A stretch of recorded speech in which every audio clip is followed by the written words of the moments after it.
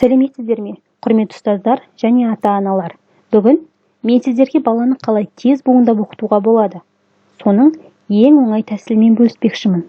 Олай болса, видеоны көрместен бұрын каналға жазылып, қоңыраушаны баса кетіңіздер. Буындап оқытуда ең бірінші қолданылатын және ең бірінші ескеру керек жайт, бұл оқушыға екі әріпті үйретсеңіз де, бірден буындап оқытқан абзал. Бұл сіздің және де оқушының уақытын үнемдесе, екіншіден балаға жеңіл болады, бірден буындап оқып үйрену. Ал егер оқушы яки алдыңызда отырған бала 42 әріпті біледі, алайда буындап оқи алмаса, мына бір тәсілді қолданып көріңіз. Буынға үйрету үшін ең бірінші жасалатын қадам ол әріптердің дұрыс дыбысталуын үйрету. Яғни дауысты әріптер созылып айтылса, дауыссыз әріптер созылмай қысқа айтылатындығын үйретуіміз керек. Мысалы, а, ә, о, ө, ә, е, о, а, и. Сәйкесінше у дыбыстары бұлар созылып айтылады. Өйткені бұлар дауысты дыбыстар. Ал дауыссыз дыбыстар олар созылмай қысқа айтылады. Мысалы, б, т, ж, н, л, п деген сияқты дауыссыз дыбыстардың созылмай айтылатындығын түсіндіруіміз керек. Буындап оқытуда жасалатын екінші қадам дұрыс әрі қызықты етіп буындап оқытып үйрету. Дәл осындай суреттерді ұсына отырып, балалар, суретте не көріп тұрмыз? Дұрыс айтасыңдар, бірінші жолда А әрпінен Р әрпіне кетіп бара жатқан машинаны көріп тұрмыз. Олай болса, машинаның Р әрпіне жетуіне көмектесекші, ол үшін біз А әрпін созып тұруымыз керек. Машина Р әрпіне жеткенше деп, ар, екінші суретте ақ, ай, ал деп машинаның кетіп бара жатқан сыңай танытып, қаламмен, болмаса қолымыздағы затпен біз жылжытып отырамыз, е?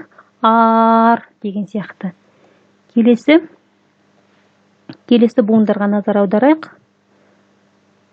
Бұл мысалы суретте біз күшікті көріп тұрмыз, е? Күшікте Е әрпінен Р әрпіне қарай кетіп бара жатыр екен.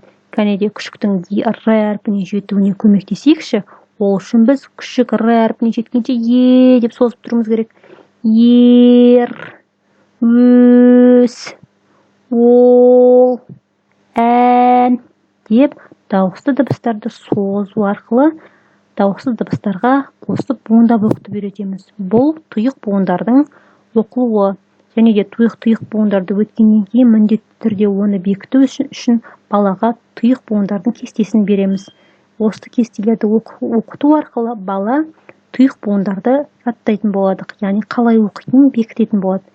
Ар, ай, ақ, ас деген сияқты балаға оқытып шығамыз. Келесі бұл бізде ашық буын, яғни Р әрпінен А әрпіне кетіп бара жатқан пойызды көріп тұрмыз, е? Кәнеде пойыздың А әрпіне жетуіне көмектесейік. Р, С, Л, Н. Ешқашанда Р, А, С, А деп біз оқымаймыз. Өйткені біз бірінші қадамда үйрендік, дауыссыз дыбыстар созылмайды. Тек қана пойыз А әрпіне жеткенше біз Р әрпін ұстап тұрамыз, е? Р, С, Л, Н деп қаламмен, болмаса қолымыздағы затпен, жаңа бірінші айтып өткенімдей, пойыздың кетіп бара жатқан сыңайын танытып көрсететін боламыз.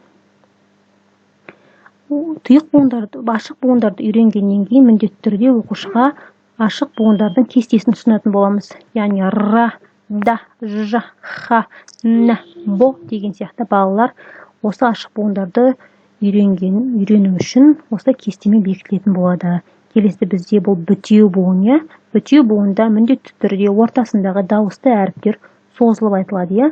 Шаш, тау, кел деген сияқты балаға ортасындағы дауысты дыбыстардың созылатындығын үйретеміз. Және де оны бекіту үшін міндетті түрде кесте беріп балаға үйрететін боламыз. Буындарды үйретуде ескеретін жайт, тұйық буынды, ашық буынды, бітеу буынды мейлінше бөлек түсіндірген абзал. Себебі баланың миын біз шашатпаймыз, тұйық буынды үйретеміз, алдына кестесін беріп, оны үйретіп аламыз. Кейін ашық буынды, одан кейін бітеу буынды үйрететін боламыз.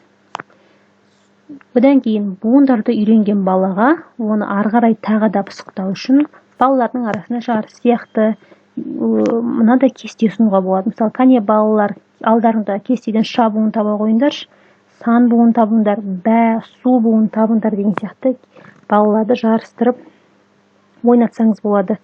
Сондай-ақ карточкалар арқылы тағы да бекітсеңіз болады осы буындарды. Сан, пай, та деген сияқты, мысалы, мен алдарыңызға мысалдар ұсынып отырмын, осы сияқты буындарды карточкаларға жазып алып, балаға, мысалы, алдыңыздағы балаға бір-бірлеп оқытыңыз, болмаса бір қораптың ішіне толып атқан осындай карточкаларды жазып қойып, балаға минутқа буындарды оқытыңыз, немесе қасындағы балаға жарыстырыңыз. Бұл балаға әрі қызықты, әрі оның буындарды тез бекітіп үйреніп алуына септігі мол. Осы сияқты басқа да мысалдардың түрлерін қолдануға болады.